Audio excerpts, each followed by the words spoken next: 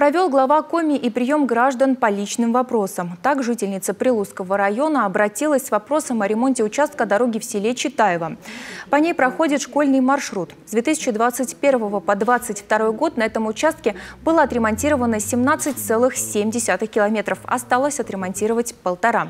Глава республики заверил жительницу Прилузья, что данный участок будет приведен в нормативное состояние в ближайшее время.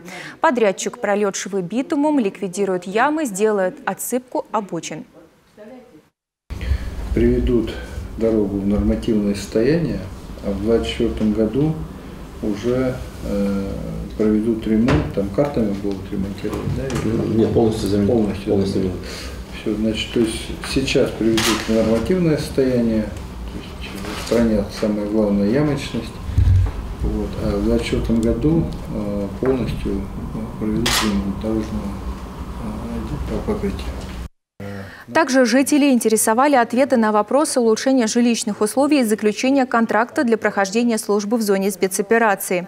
По итогам личного приема руководители министерства и ведомств, а также органы муниципальной власти даны поручения и рекомендации по решению поставленных вопросов. Ход их исполнения Владимир Уйба взял на личный контроль.